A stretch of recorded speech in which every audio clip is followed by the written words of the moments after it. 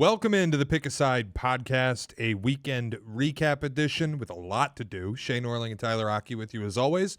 And as always, available on YouTube, youtube.com/@PickASideESPN. Tyler, how you feeling? I'm feeling pretty good after this football weekend. It was a good one. We were talking a little bit on Friday when we were previewing all of the games in the NFL. Yep. Saying, it's going to be kind of a dog shit weekend. There were some good games. It maybe wasn't the greatest of matchups, but there were good games on Sunday, pretty much start to finish. Yep. Record-wise, I got my ass kicked. Did you? I cleared on the Ohio State quad bomb. There you go. And then I gave it away on the quad bomb teaser, Cleveland and San Francisco. Where did we go wrong? I had Cleveland plus 10.5. And how I don't cover 10.5 points in a game where San Francisco's scoring drives were no longer than 20 fucking yards is insane. Shout out Shedeur Sanders. So record-wise, I got my ass kicked, but it's kind of fine because I was dead on Ohio State, and I'm cool with it. I think there's less on-field to react to in college and more off-field to react to. Yep. Because the on-field stuff is, we got it right with Texas. Mm-hmm. Who knows what that actually does to the playoff picture. A&M is in. I actually think A&M gets a better pull out of this than Bama. Bama may have preferred that A&M beat Texas and just knock them out of the SEC title entirely, because now they're in the trick bag where they beat Auburn, and you probably have to beat Georgia if you want to get in. I have a hard time feeling that an SEC runner-up in a year where we've said nothing but glowing things about the SEC is going to miss the playoff. Yeah, it's the thing that gets sticky is there are only so many bids. Mm-hmm. And Ole Miss is in front of you, and A&M is in front of you, so you're going to be the runner-up, but you're also ranked behind two teams in conference who lost fewer games than you did. Yeah. So it's like just because the Florida State loss kills them, and then losing to Oklahoma, the consequence of it. If BYU beats Texas Tech, and it's why I'd offer you this. If I'm Texas Tech, I'm throwing the Big 12 title. Why would you do that? Because I know I'm in. And if do I you let know that you're in? Yeah, dude, Texas Tech's in. If I let BYU steal a bid, then I knock out Notre Dame or Bama, and I just don't have to worry about them.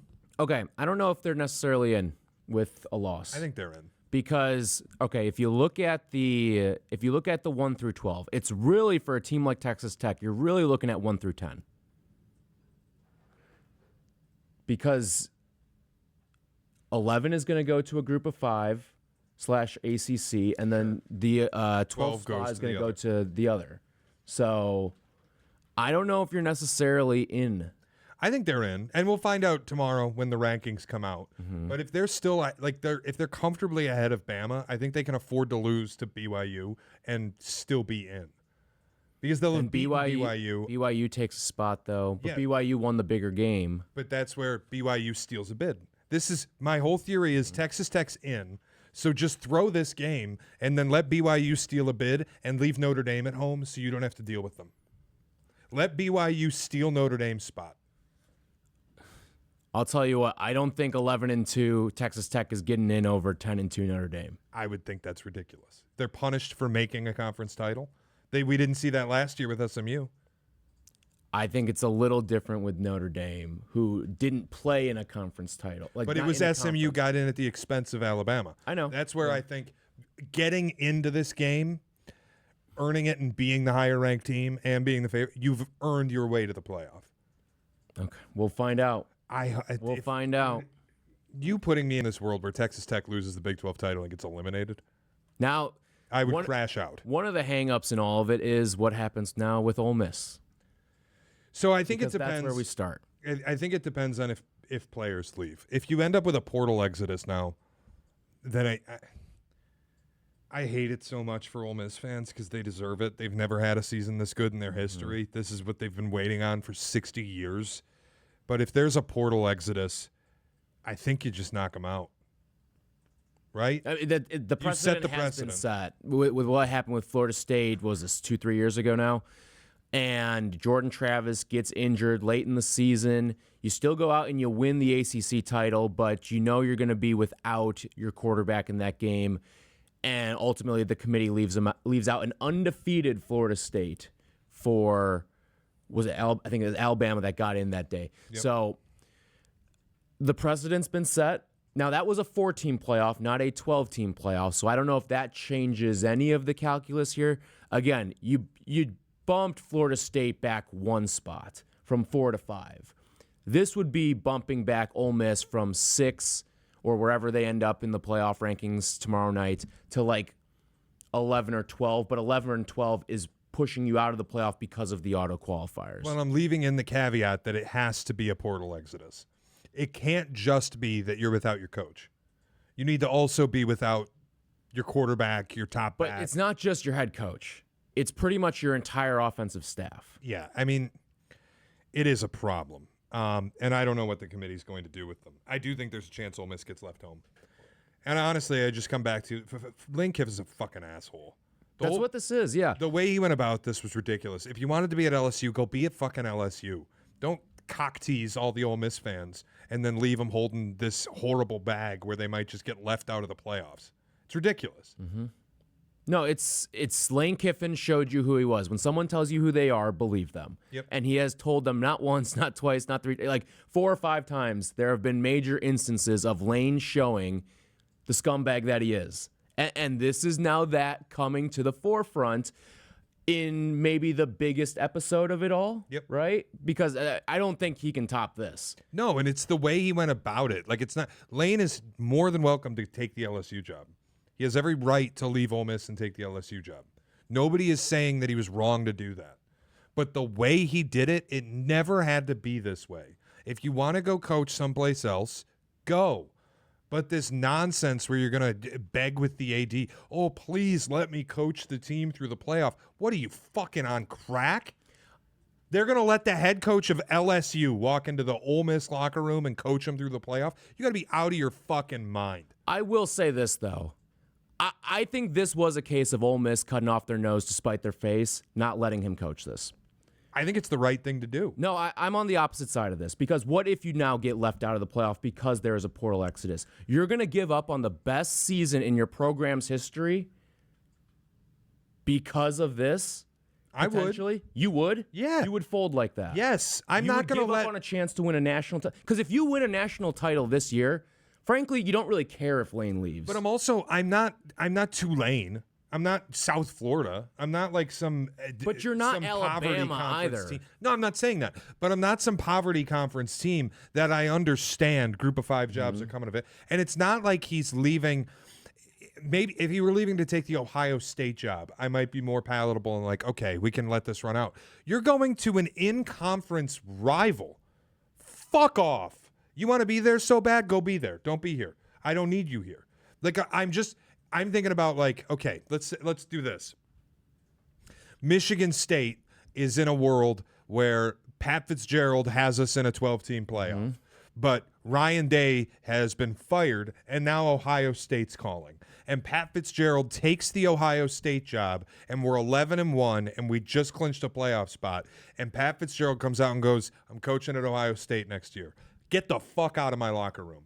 I don't ever want the coach of Ohio State coaching my team. But that's nonsense. That's different, because that you would not be looking at the greatest season in Michigan State history. I get that. This is literally the greatest season in Ole Miss history. Right, but that's where you have built the greatest period of football in the history of this program. You built it, and you decided that it wasn't good enough for you, and that the grass is going to be greener somewhere else. How could the grass possibly be greener?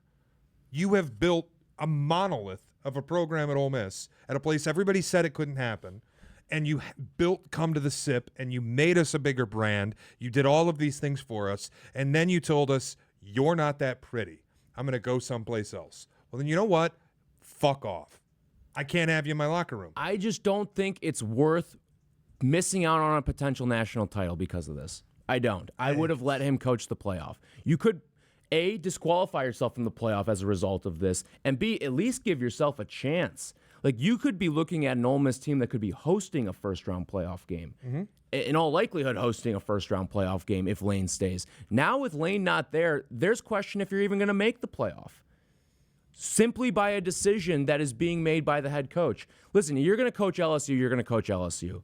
I don't think there's any debate of prestige here. LSU is clearly the most prestigious. Yeah, nobody's arguing. I think Ole Miss is kind of propping themselves up a little bit of who they are. Yeah, but they should do that. That's why I used Michigan State as an example and pinned them against Ohio State, because I know I'm never going to be that job. Mm-hmm. But I do think more highly of myself than people think of me, and I think Ole Miss fans should also feel that way. That it's the Grove. It is a great environment. It is the SEC. We are in the South. You have built something here. And if you're telling me, like the marriage analogy everybody's using. Yeah. If I go shack up with some woman and then I come home and I tell my wife, hey, I met this beautiful girl and everything about her is better than you and I'm going to get married to her. But we have a lease that goes through the end of the month, so I'm going to stay in the house until then. She would tell me to get the fuck out. See, this is where I think it's such a broken analogy, because there is still something you can accomplish with Ole Miss where the fan base would forgive you. If you won a national title, I think they'd be like, all right, they had beat writers calling him a bitch before he even left. I know. I don't know that they'd forgive him anyway. I don't think if you win it, winning cures all. Winning cures everything. If he went and won a national title with them and that was his parting gift on the way out, I think it'd be a little bit more palatable for Ole Miss fans, because those banners fly forever. I think it's different because I don't think they would ever even accept him coaching. I think if he did coach, you would create a scenario where they'd play a home playoff game and be booed. I don't know. They hate him, man. I know they hate him. I'm not here to tell you, like, whenever Ole Miss or whenever LSU comes to Ole Miss, I think it's 2028, I want to say is when it's on the calendar. Whenever that game happens, it will be probably one of the 5 most hostile environments in sports history. It will be. But I think that if he had walked out and won a national title, I think Ole Miss fans would be able to stomach it a little bit more. We're going to have to agree to disagree, because I could never, I put myself in the shoes of the program. I could never allow the head coach of LSU to be the head coach at Ole Miss. I can't let him in my locker room. I can't let him wear the Ole Miss shirt and be on the sideline and wear the headset. I can't put him in the colors. I can't even let him in the building. Just, you wanted to be there, then go be there. You don't get to have your cake and eat it too. You know what I mean? We offered you the same amount of money. We offered you the same NIL benefits. You said you want to be at LSU. And I get it, because LSU, you have a higher recruiting ceiling. You have a higher recruiting floor. You don't need to rely so much on the portal. Like every quarterback that Lane has taken, Jackson Dart from USC or Trinidad Chambliss from Ferris State, it's always a transfer kid. He's never going to be able to build a base with recruiting at Ole Miss. I get it. You can do it at LSU. But if you want to be there so bad, then you don't get to be here. We can't do both. It's a unique situation that he created. And I don't think, like, neither side is wrong. Lane wants to be at LSU, go be at LSU. But if you wanted to coach Ole Miss through the playoff, then sign the contract that they offered you. That was your choice.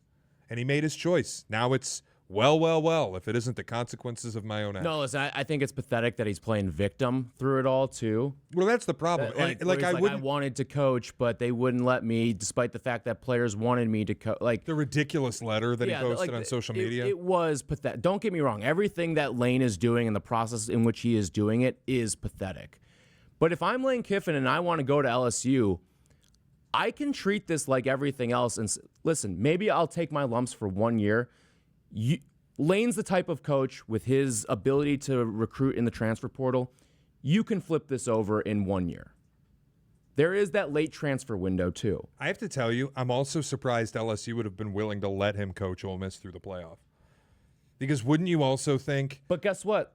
Lane is the one that held all the power in this. Yeah, of course. He was the big name on everyone's board of this is who we want to hire. Which is insane. And everyone would have had to play Lane's game. If they wanted, if Lane Kiffin wanted to be at LSU and also wanted to coach Ole Miss through the end and see it through to the end of the playoff, he could have said, I'm coaching Ole Miss right now, and I'm going to make a decision on my future at the end of the season. He could have said that. And I think Ole Miss fans would have been fine with it. Yeah, the problem would have been LSU wouldn't have waited for him, probably. Well, then, you know what? He gives the middle finger to LSU because I get to still go up against you. And if you don't want me now, then all right, fine. You can wait this thing out, and I'll come work for you.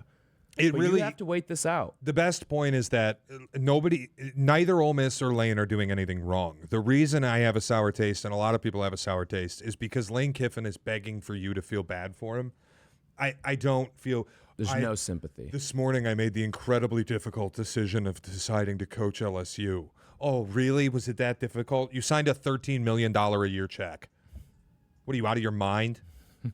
This morning I made the difficult decision to become a billionaire. Like, fuck off. Just don't tell me how tough this was for you. I don't even think that's the part that bothers me as much. Like, don't get me wrong. It is a tough decision.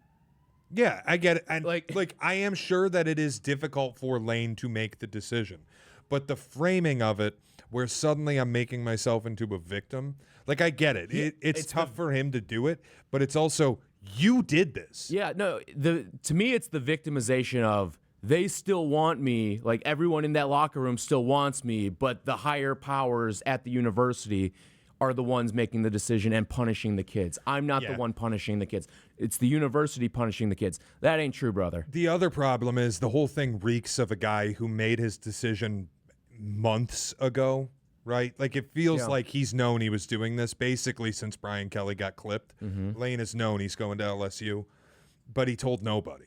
And now at the end, after dragging this out and putting Ole Miss through hell, he's like, oh, also let me do this for you. And they're like, dude, like, I do believe if Brian Kelly gets clipped and then the back channeling starts immediately and Lane then goes, I'm going to go to LSU, guys. I do wonder if, like, they would have let him finish the season. But I think the fact that he dragged it out as much as he did and he turned it into a LeBron decision type of thing. And then he's moving setting player deadlines, meetings. yeah. And then he's not even going to be at the meeting with the players when he goes to LSU. And I'm like, yeah, at some point, if I'm Ole Miss, just fuck off. Well, and then the other part, too, the ultimatum he's given the assistants. You're on the plane to Baton Rouge with me or you're not on the staff. It's insane. It's such a slimy, dirty thing. And listen, everyone wants to talk about how the transfer portal and how NIL has murkied what college sports are. It's always been the coaches. Oh, yeah. It's always been the coaches because they've been able to do this and get away with this since the dawn of the start of college sports.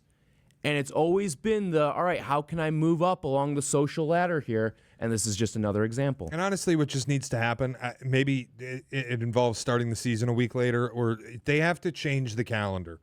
Well, you have to align with the academic calendar. And if that's what you have to do, then you probably have to move the season up. Then you're going to start in temperatures that are too hot, but I almost don't care because it's not like they care about player safety.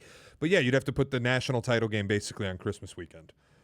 Or just New Year's Day, yeah. Or find a way to just say, you know what, this is different than the academics. Just admit what we all know and split this off from the academics and just say, if you want to hire my coach, you can't talk to them until the season's over. That's it. Yeah. Because it's just, the calendar's absurd. It's totally fucked up. This shouldn't happen. Right. Like I made the analogy last week. If I'm the Cleveland Browns, I can't go talk to Mike Vrabel right now. Mm-hmm. Yeah. You know what I mean? Yeah. The thing that's different though in the NFL is all 32 jobs are equal, pretty much. Like sure, yeah. But for the most part, all 32 jobs are within an eyelash of each other. Nothing that's necessarily worth leaving for per se. But in the NFL, like you're just lucky to have one of the 32. Sure. In college, there is a tier system. Levels to it. Yeah. So the other college thing we got to talk about is the potential for a zero-bid ACC. Mm-hmm. And I got to tell you, in my world, and I know this isn't Snorling's world, but if it were, the ACC would already be eliminated. It's pathetic to me that the highest-ranked team, Miami, 12th seed in the AP, we'll wait and see what they are in the CFP poll. You couldn't qualify for the title game in your own conference, and a 5-loss team qualified, we're done. The whole conference is out. If the highest-ranked team couldn't qualify for the title in a conference where a 5-loss team got in, don't put the conference in the playoffs. We don't need to see it. I'd already zero-bid it. But I know that what it's going to take is Duke beating Virginia. And if Duke does beat Virginia, one last ride with our Blue Devils, who have failed us every fucking step of the way this year. If Duke beats Virginia, we get JMU and Tulane in the playoff, or JMU and North Texas. Don't you think, to put my conspiracy cap on here, Jim Phillips has phoned this one in. Virginia is winning the football game. Every call is going to go Virginia's way. Because if Virginia wins, Virginia's in the playoff. Like they have 100%. Resumes that are better than North Texas, Tulane, JMU, all the likes. And I don't know if you noticed, but the CFP did something I thought was really interesting. James Madison for a few weeks now has been ranked in the AP. But they haven't been, right? The CFP hasn't ranked them. And I think it's incredibly intentional to fuck the group of 5. To just even if Duke wins the ACC, I wonder if the committee has the bold-faced balls to just go and say Duke's ranked and JMU isn't. Well, it's not just that, but it's North Texas too. All of them are in this kind of wave right here. I think it's incredibly deliberate. There's no way that the coaches poll and the AP poll are both ranking these teams, and the CFP is no. I think it's very intentional. Yeah. They've done a couple things that I think tip their hand. One is putting Notre Dame at 9. I think tips the CFP's hand to we're getting Notre Dame in. Barring absolute madness where BYU beats Texas Tech and we're forced because of AQs to do things, ND's getting in. Because at 9, there's exactly one spot too many. It's as many as needed plus 1, and the plus 1 is Notre Dame. Yeah. And they know Alabama's in the title. I think they've set this up very deliberately to fuck over the group of 5 and make sure that their brands are okay. Well, and on top of that too, you've got Notre Dame and Miami who are separated by 3 spots in the AP poll. And what were they in the playoff last week? They were separated by 3 spots last week too. In the poll, they have the same record, but Miami has the head-to-head win over Notre Dame. But you can't jump Miami over Alabama because they don't want to play that game. And that's the other interesting part, even though we have seen it play out on the field. Yeah, it's all very deliberate. And I think it was Heather Dinich was doing the CFP ranking special last week. She talked about Miami has the head-to-head win over Notre Dame, but they don't have this edge and strength of victory. And I'm like, what are we talking about at this point? My takeaway from the whole Notre Dame thing. Victory is what you go to when there's a cluster of teams. Right. So when you have two teams that have the same record and played each other, just use the result. And are the rankings between them, the sandwich between them is not too meaty.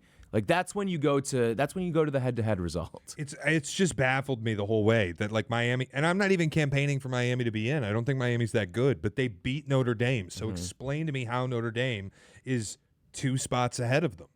It's nonsense. Yeah. And if you look at Miami too, sure, they may not be very good.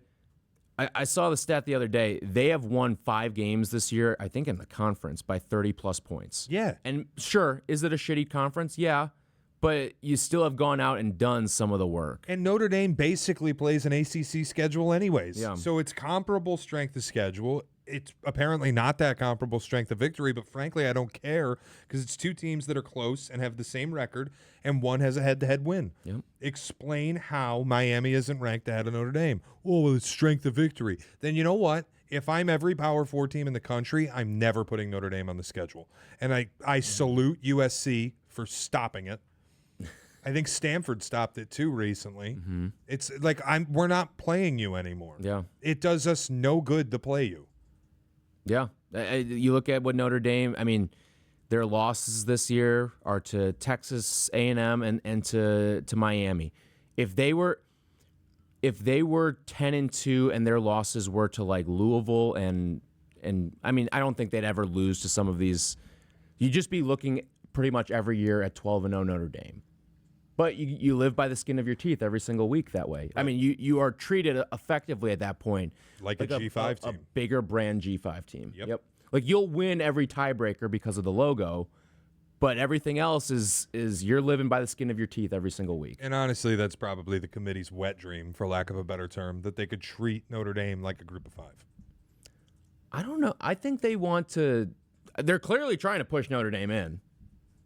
They're not treating them like a group of 5 team this year. I'm really rooting for the castaway. I just meant because then they wouldn't have to respect other group of 5 teams if they could just say that Notre Dame's our G5, and then they don't have to respect anybody else. Yeah. They could just throw JMU in a dumpster like they want to. Yeah. I am still just rooting for BYU because I do believe Texas Tech would get in. So if BYU wins, then Notre Dame is forced out because there's just not enough bids. And that's where you start seeing, do you have to join a conference? They'll never do it. Last year's playoff probably cemented them never doing it because you don't have to share any of the TV revenue. And probably it's like winning your fantasy football league and you get the payout and you're like, great, now I can afford to be in this for the next 5 years and not win it. Notre Dame is like, we got to the national title. Now we don't have to make the playoffs for another decade and we've already paid off all these seasons. So for those unfamiliar, there's TV shares. It's not just in the college football playoff. It's the NCAA tournament as well. But when you win a game and move along, you get a cut of the TV revenue. But the way that it goes is it's conference shared. So when Bama wins a playoff game, they split all that money with the ever-growing SEC conference. Same thing in the Big Ten, the ever-growing Big Ten conference. You're sharing it with 16 to 18 schools. Notre Dame's not in a conference. So when they win, they keep the whole pot to themselves. And if they rack up playoff victories, and especially when you get to a national title like they did last year, you cash the fuck in on it. All right. Did we miss anything in college before we get to the Shield? Anything else you want to hit on the coaching hire front? I want your thought on Pat Fitzgerald because it's all signs are pointing to him being the next head coach at Michigan State. Pretty much official. Whatever. Breaking news, Bob Chesney to UCLA, my guy. I would have loved Bob Chesney at Michigan State, for the record. I think it would have been a more inspired hire. I think Pat Fitzgerald's a little bland. It's like a name everybody expected. It's a known guy. I do have problems. His final 4 years at Northwestern were not good. He gets propped up a lot on he always did more with less. And then you go look at some of the results and you're like, did he? I would say this. Here's the one reason why, and I'm not saying that you guys hit a home run, but I think you hit a triple. He always had to deal with the academic stuff at Northwestern. Mm-hmm. That is a tough game to play. I get it. And at Michigan State, no offense to you, but it's not nearly the academic behemoth that Northwestern is. It should be an advantage theoretically that it's a Big Ten school that isn't an academic. And I would say if you're going to pump money into a Pat Fitzgerald-led program, I think that you can compete. The key is that the donors are behind him because they were never behind Jonathan Smith. And that's a big reason why it failed. Mm-hmm. If he's got donor support, then sure, I guess it's I'm not going to say it's a bad hire. I think it's a fine hire. I think if you have donor support, it's I won't say it's tough to fuck up a hire, but there aren't really necessarily bad hires. I think he will at least get us out of the basement. I don't know what the schedule is like next year. I think 9-3, if he can overhaul this thing in the portal relatively quickly, 9-3 is attainable. I'm pretty hard pressed to say he's going to win a Big Ten. I'm hard pressed to say he's going to make a 12-team playoff. I don't know. So I think it's kind of a bridge. It's like a stopgap. He'll get us out of this and back into relevance, and then we'll see what we do. Maybe he's a bridge coach. It's a lot of money to pay a bridge coach, and I question the results because he did more with less at Northwestern. Yeah, he was 9-25 in Big Ten play in his final 4 seasons. 9-25. He went 1-8 in the Big Ten in his final year at Northwestern. Jonathan Smith is capable of going 1-8 at Michigan State in Big Ten play. I just saw it. You know what I mean? So it better be good. It's just we'll see. He says some of the right things, that he's reflected a lot in the time off. Why did you have the time off? But he says a lot of the right things about it. I will say, I think one thing that may be helping him out too is he has sons that are going through it. He understands what the NIL game and all that stuff is now because he's been on the parent side of it. Well, it's 3 years ago he had the interviews where he's like, the NIL's terrible. He was basically saying, fuck the NIL. He's not in. But now he's doing interviews where he's saying over the time that he's had off, he's gotten a PhD in modern football and that he doesn't want to be a dinosaur. He doesn't want to do it the old school way. He wants to embrace the NIL. If all that's true, then great. Let's see what happens. I'm going to support him because I have no choice. Probably part of the fuck the NIL conversation, too, is we weren't getting NIL at Northwestern. We play in a city where if there's donors and sponsors, they're going to the pro teams. Yeah. And on top of that, too, like Northwestern, if you're seeing a big donation being made, it's probably to an academic building and not to the athletics program. Yeah. So he felt like NIL put him on a lower playing field. My initial reaction was, this is terrible. And then I sat with it a little longer, and I'm like, it's not terrible. But I'm also not going to do what a lot of people are doing and glaze the hire and say it's like a home run or it's great. Or I saw somebody say it's the best hire of the cycle. No, it isn't. James Franklin would have been better. Not that we ever could have, but Lane Kiffin would have been better. I think Bob Chesney, now at UCLA, would have been better. So it's fine. It's not great. It's not as bad as what Arkansas did. No. Go get Ryan Silverfield, some fucking nobody from Memphis. Fresh off an 8-4 season. You have all the money in the world. All the money in the world. And you go get this bum from Memphis? I got to find this tweet. Arkansas fans are pissed. They're threatening to burn the stadium down. Like Florida gets John Sumrall. That's a great hire. I think that's really good. Yeah. UCLA getting Bob Chesney, I think, is inspired. Ryan Silverfield? What are you, out of your fucking mind at Arkansas? Okay. Could you not scrounge pennies together? This is the most Jerry put the call in for a little PR help here. Tom Pelissero, after Ryan Silverfield tweets out that he's the next head coach at Arkansas. Quote tweet, "Very cool. After a successful run at Memphis, former NFL assistant Ryan Silverfield is headed to the SEC as new head coach at Arkansas." That screams Jerry Jones looking for a little PR help. Yep. What the? I mean, it's a baffling hire. I saw it come by yesterday, and I'm like, what? They did what? Yeah. So at least I didn't get that. All right. Yeah. I mean, I don't listen. Michigan State didn't make the best hire of the cycle.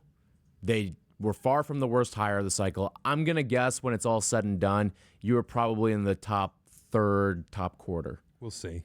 We'll see. I'll support it, and I hope it works out, and I hope that finally they just put money into this and take football a little seriously. That's all I can ask Listen, for. Sometimes the skeptical hire ends up being one of the better ones. I was skeptical of when Syracuse hired Fran Brown. I think a lot of people were skeptical of Kurt Cignetti. D'Antonio was skeptical back in the day at Michigan State. I'm sure people were skeptical of Dan Lanning, too. Yeah, probably.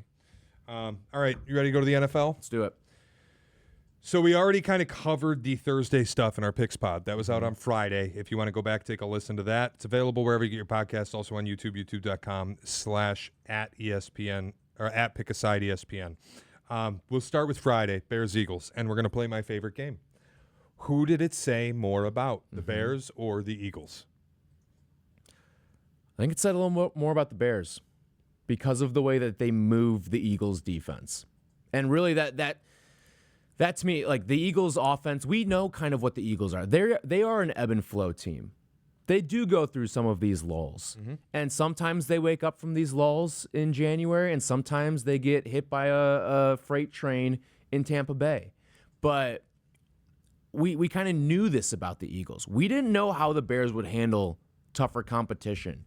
And to go out and dominate a game in what was the biggest point spread that you faced all season long and dominate the game in the fashion that you did, like, to be honest, they won by 9. I don't think the final score really reflected how much more dominant the Bears were in this game. Like, if we were to play the box score game, this probably looks more like a 14 to 21 point victory for the Bears.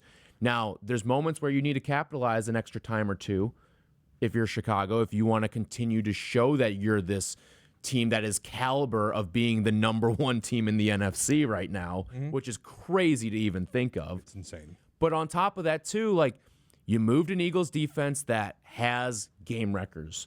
Jalen Carter's a game wrecker. He had the sack, but that's about all he did in this game. Jordan Davis can be a game wrecker. Those linebackers that they have, guys like Zach Bond, we saw how much they impacted games last year. Those defensive backs were kind of nothing in this game, too. So you moved the defending champions defensively, and I think that screams a lot about the identity that you have, where we are a physical football team and we're going to come into your house and punch you in the face. And I think that's a big question because to me, I wanted to know, what's this team going to look like against a good defensive line? Because I feel like you haven't really had a lot of those. You got Cincinnati without Trey Hendrickson. You've faced a couple teams that are missing guys on the defensive line, or they're just not very good defensive lines to begin with.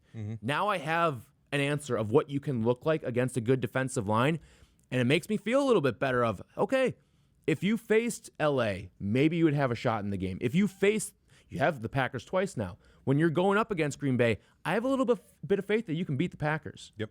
Because of this. I think it said a lot about the Eagles, but I think you have to be an unreal hater to say that it said more about the Eagles than it said about the Bears. And it's the way that it happened. Like I told you on Friday, maybe it was earlier in the week, there was a world where I felt like there was very little possibility I'd watch this game and it would be a Bears win, and I would think it said more about the Bears than the Eagles. This was apparently the way because it was bully ball. And it was so hyper physical. Yeah. And running for damn near 300 yards, you just don't do it. Having two backs go for 100 yards, you don't do it. I thought it was wildly impressive. Eagles side of things, they're cooked. I think they're cooked product, man. And maybe that's an overreaction, but you tell me that I'm not reading into it too much. Some of the body language, some of the facial expressions from Jalen Hurts towards A.J. Brown on a drop pass or towards Devontae Smith, they just look like they hate each other. Yeah. All of them. And the offensive line has regressed really badly. They can't run the ball. They've struggled to stop the run all year. They really got popped when it was the Bears. I just feel like the Eagles, Lions, Bills all occupy the same airspace to me. They are regressed teams that just aren't right. And you almost can't figure out what it is, but it's not right. I will say this, though, about the Eagles. I don't know if they loved each other last year, and they still went out and won a Super Bowl. But I get there was better personnel, there was better assistant coaching in place, and this is probably just going to look a little bit more like, what was it, the team, whatever the team was that went out and lost to the Bucs in the first round, so 2 years ago. Yeah, 2023. This is probably that team just reincarnated, but it doesn't mean they're not going to get to the Super Bowl next year.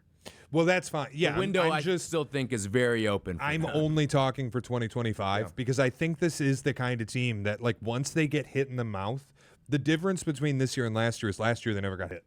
Yeah. Nobody punched them in the mouth. Nobody made them bleed. This year, people are making them bleed. And once they start to, I think they just give up. I think they are soft. They have no ability to go through the adversity. Once the adversity hits them, they're done. I still think, though, they win the division.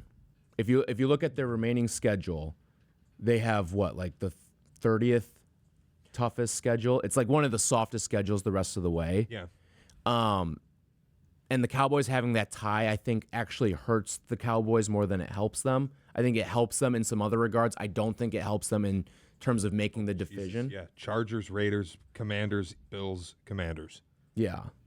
Like, I would like to take care of business the rest of the way and win the division. I get that there's a lot of Cowboy steam. I think the steam is more towards them finding their way into the playoffs as opposed to winning the division. I just think the division's going to be too tough because the final 5 games for both of these teams are super easy. Yep. But when you have what do the Eagles still have, like a 2.5 game lead on them? Yeah.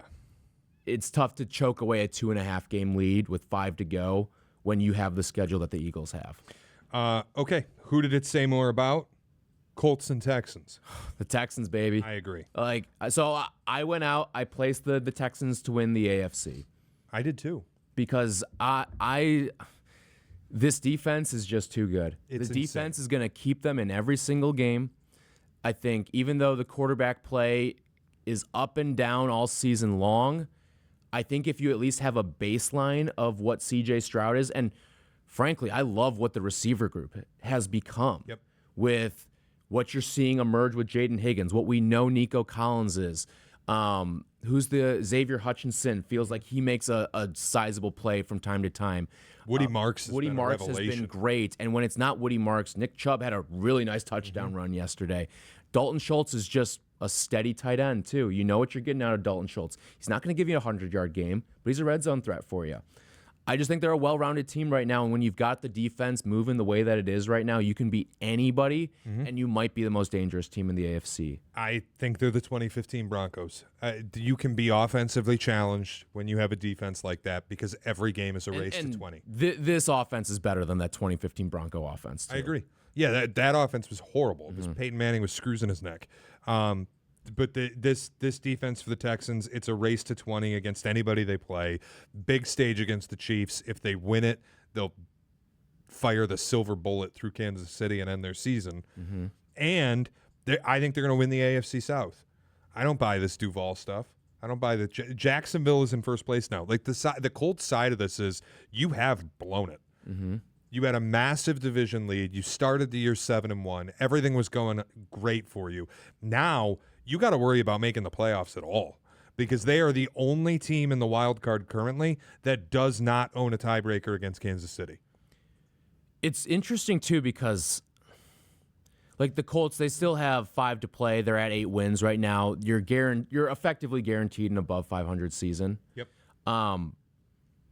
But this is one of those teams where, like, you readjust your expectations as the season goes along. If you told any Colts fan at the beginning of the year, hey, we're going to start Daniel Jones, and we're also going to win 9 games, they'd be like, sign me the fuck up for that. But if you told them that they start 7-1 with the best offense in league history? Yeah, that's where it's tough.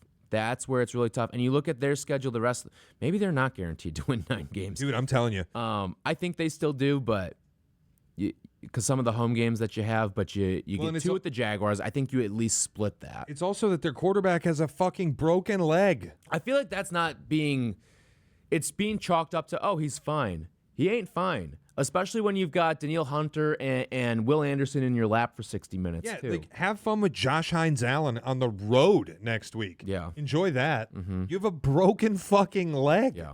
What are you doing? I don't know. The last one I want to ask you about, actually 2 more I want to ask you about in terms of who it says more about. Rams-Panthers is the first. Okay. I think it says more about the Panthers. I 100% agree.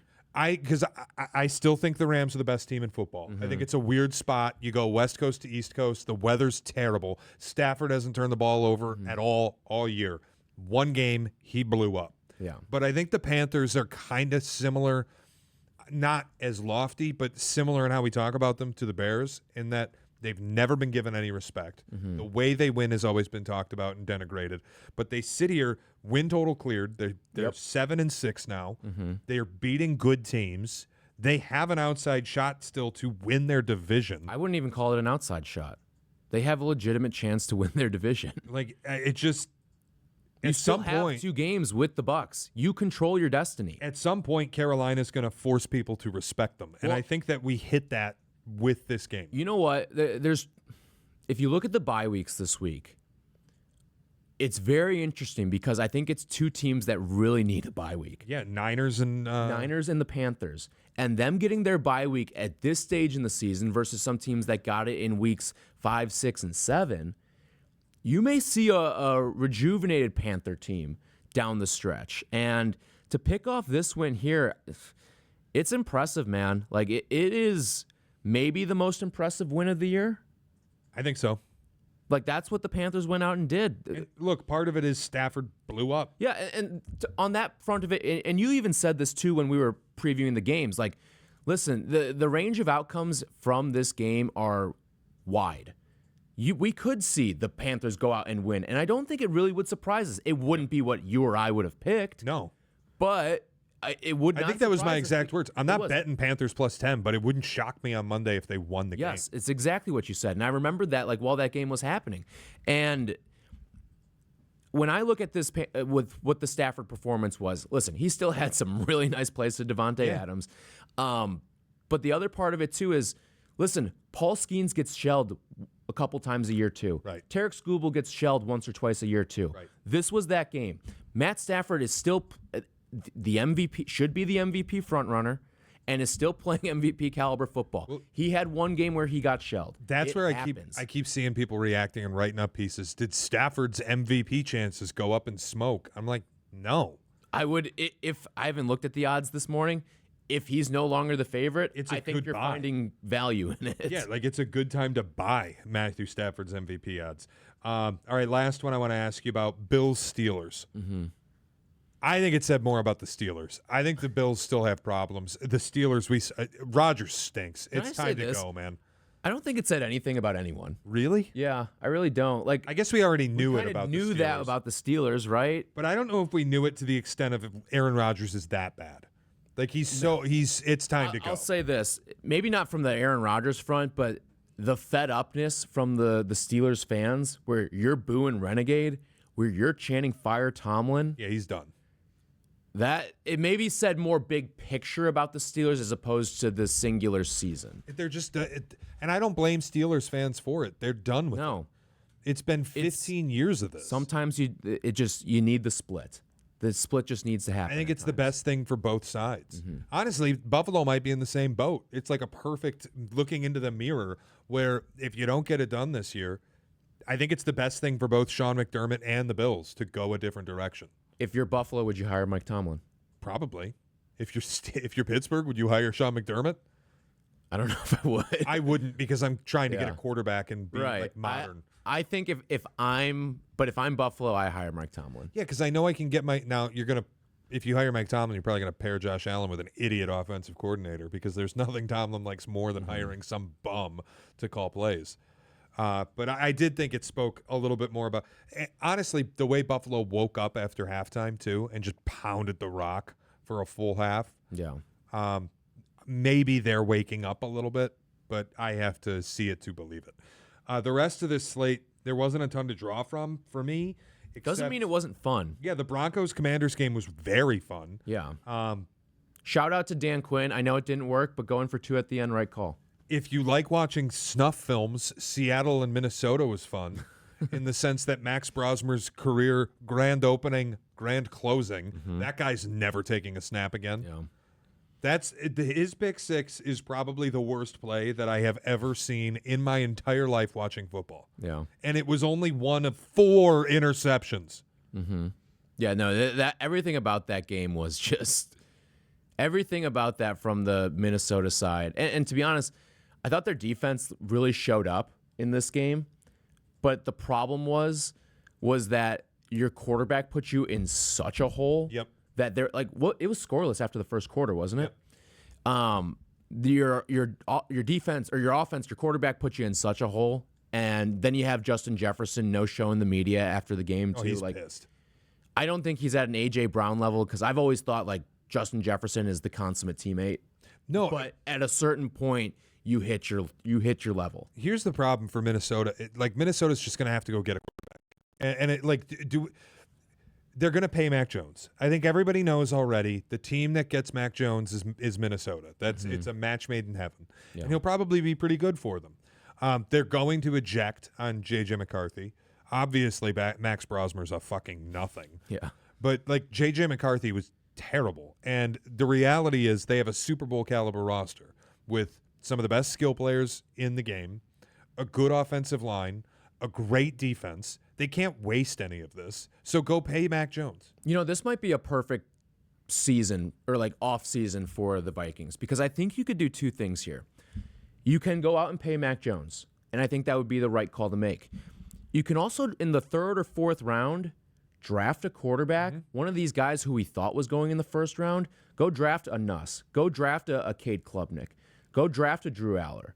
It didn't work out their senior seasons in college, but that doesn't mean there's no pedigree with them, because that's not true. Let Kevin O'Connell teach them. Yeah, let them teach them and do one of these guys can maybe be the Dak Prescott for your team. And I think, or the Russell Wilson for your team. One of these guys can be that, the classic old school developmental quarterback learning under an offensive mastermind, and you could set yourself up for long-term success that way. This may end up being the perfect offseason for the Vikings. If the Vikings take advantage of it, too, I have to tell you, the NFC North next year might be one of the best divisions in the history of football. Yeah. Because you're going to have, pick the team that finishes sub 500 next year. It's tough to do. I have a feeling, I know you might feel differently. I have to imagine the Lions bounce back. I still kind of think this is their 2023 Eagles reality check year. Where you can't just love your own people. And Brad Holmes and Dan Campbell by force are going to have to go replace some pieces on their offensive line and add an edge rusher. Like they'll now understand, oh, we do have to do this. They'll bounce back. The Packers are going to be good. The Bears, I think, are going to potentially be great in 2026 and 2027.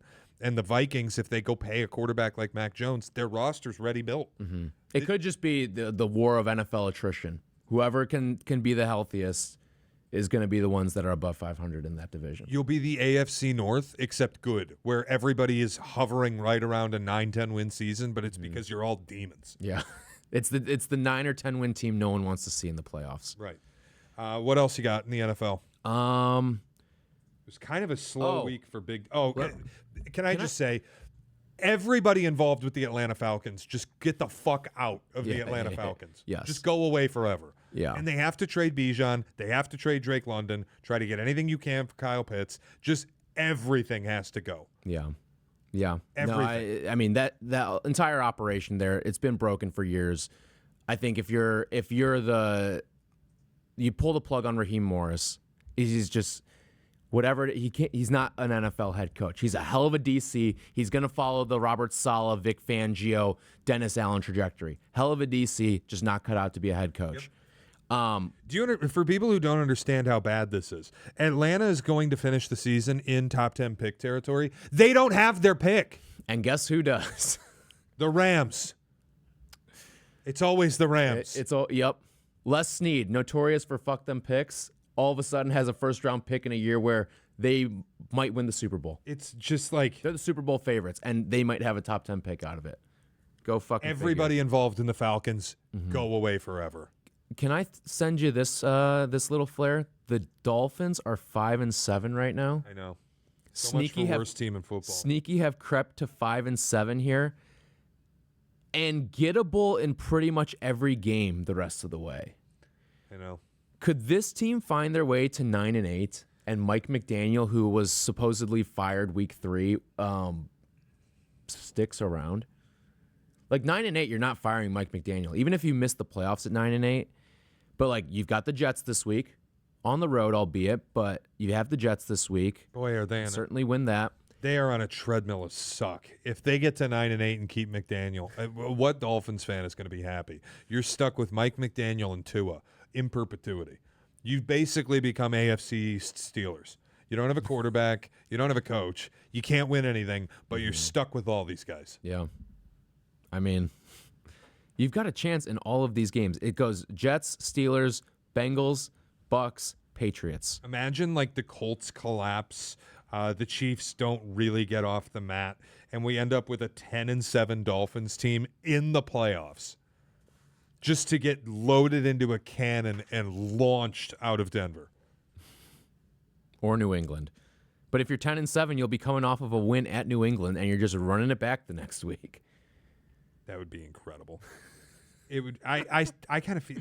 Who do you think? Okay, here's a last question. We'll end on this. Okay. We'll split it up. We'll do it 2 ways. Okay. NFC. Who gets the 1 seed? I still think it's the Rams. I do too. Although I will tell you who's really interesting though. If you think things go sideways for the Bears at all in the next 3 weeks, Packers are in play for the 1 seed. Extremely in play. Seattle. Seattle is the one. Everyone forgets about Seattle. They have the same record as the Rams. They don't have the tiebreaker. They still have another game head-to-head the rest of the way. So, yeah, I mean, like if you gave me the cluster of Bears, Rams, Eagles, Packers, and the Seahawks, I'd probably power rank the Bears last or second to last. I agree with you. I definitely put the Rams, Tampa, and Seattle ahead of them. Like if we just power rank the playoff teams in the NFC right now, I think I'd put Tampa firmly behind the Bears, and I'd probably put San Francisco behind the Bears. In terms of being the 1 seed or just as a whole? Just as a whole, if we're power ranking current NFC playoff teams. Tampa and San Francisco both. And you just beat Philly, so I'll go ahead and put Philly behind you. Everyone else I'd still have in front of you. Packers, Rams, Seahawks. Yeah. Is that fair? I think people are sleeping on the Niners a little bit of what they are. Like going on the road and beating, I get it was Shedeur on one side, but we still know what's on the other side of that Browns defense. And I get Malik Collins now done for the season, but that's still a tall task with an aging offensive line of And I know Myles Garrett got home. He had 1 sack in this game, but they're legitimate. It's just their defense is so injured. Banged up. I can't imagine. But like, what offense is like head and shoulders is just going to pump San Francisco? I think the Bears are built to do it better than anyone else because they'll just line up and bully you. I think the Rams definitely. I kind of think Seattle might be too. My thing with the Bears is, you've run the ball with tremendous success, but sometimes the point totals don't look as big or as nice as they should. I agree with that. Because there's certain moments in these games where it feels like they have a chance to put a team away, run it down their throats, and they either come away with 3 or they come away with 0. And it's like some of these games you could put them away. It's too often, I think, the problem, and it will haunt them in a playoff game if it's not fixed. And not that it needs to be fixed, but I don't love it. Way too often do they get to second down and like 2nd and 4, and they'll throw a pass, and then it's incomplete or it only goes for a couple yards, and they're 3rd and 2, and they're throwing again. And it's just like you have the best ground attack in football. Well, no, I think there was one that really bothered you and I. It was the red zone where they went out and it was going pass.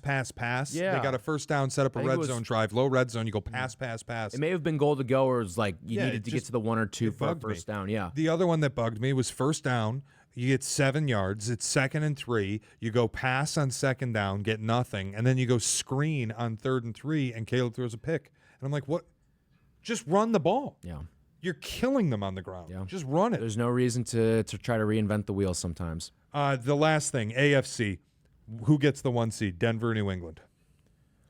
Let me look at their remaining schedules here. New England's is very easy. I can save you the time. So but Denver's... Bills, Ravens, Jets, Dolphins. Denver, I think, has 1... Holy mercy, is Denver's schedule actually a lot more difficult than I thought? Wow. I don't think it's difficult, but it's not easy. You play the Packers, but you at least get that game at home. You're going on the road against the Chiefs, short week. That's a desperate Chiefs team. That'll be a desperate Chiefs team. Chargers at home could be for the division, depending on what the Chargers do the next few weeks. But I kind of think they're cooked. Yeah, especially who knows how much time Herbert's going to miss. And even if he doesn't miss it, like we see what it does. It just looks clunky and awkward. Where we're going to see the same thing that we saw with the Steelers, where you may have to run games out of pistol, and good luck running toss plays out of pistol. It just looks clunky, it looks broken, and there's a reason they don't do it. People hate Jim Harbaugh now in LA. Have you seen that? Do they really? Chargers fans, all 3 of them? They've turned on Jim. Yeah, all 3 Chargers fans have turned on Jim Harbaugh. Did you know what it is? The one lady who shows up on the Monday night games. Oh, yeah. Did he lose her? She's the a Chargers plant. fan? No, he'll never lose her. She's not real. What it is, it's so funny to me, and this gives you pride as a Bears fan, and should give the city pride. Every time I see a graphic now, it's the team that interviewed Ben Johnson and didn't hire them, and their fans going, and I'm stuck with this idiot. And then I just click on whatever team it is, and it's like the Falcons got Raheem Morris, the Chargers got Jim Harbaugh, the Commanders got Dan Quinn. Everybody's just seeing Ben Johnson interviewed with us, and they're like, fuck. Yeah, it feels good. It definitely feels good. Or it's like, I saw this one. It's like, it was a Giants fan account of, could we be next year's Bears? We're back, dude. The Bears are back. Could we be next year's Bears? It used to be us. Could we be next year's Commanders? Yeah. Now they're looking to be us. It's incredible. But to answer your question, I think the Patriots end up with it. I do too. They've done so much of the work already, and their schedule ends so easily. It's insane to think that Mike Vrabel and Ben Johnson could both be the 1 seeds. That's insane. Who gets Coach of the Year? I think Ben Johnson, because it's more impressive winning the NFC North than it is winning the AFC East. But when you're winning the conference and getting a bye week, if you're New England, you had to outlast Buffalo, Baltimore, Kansas City. I'll even throw like Houston in there too. Like you had to outlast some damn good teams. I get your strength of schedule was. The problem is you didn't play any of those teams, and a lot of them shot themselves in the head. Yeah. Yeah. Well, you will have Buffalo's the only one you'll have really beaten. Yeah. Mm-hmm. And you lost to the Steelers. Yeah, that's true. I think it would be Ben Johnson. But I don't know. I don't think the Bears are going to be the one seed. I don't think the Bears are going to win the North, so it's tough. Yeah. All right. I guess if the Bears are the one seed, it will have meant that you have beaten 2 of 3, or really 3 of 4 down the stretch of Philly, Green Bay twice, and San Francisco. Yeah, and Detroit at the end. Yeah, so probably 4 or 5 of those. It would be so legitimate. I think you would take it. Those would be 4 of the 5 best wins on New England's schedule. Yeah. So. All right, that'll do it for us on a recap edition of Pick a Side. We'll be back on Thursday with the College Conference Championship picks and Friday with the NFL for Week 14 as we wrap things up entering December. This is the Pick a Side podcast.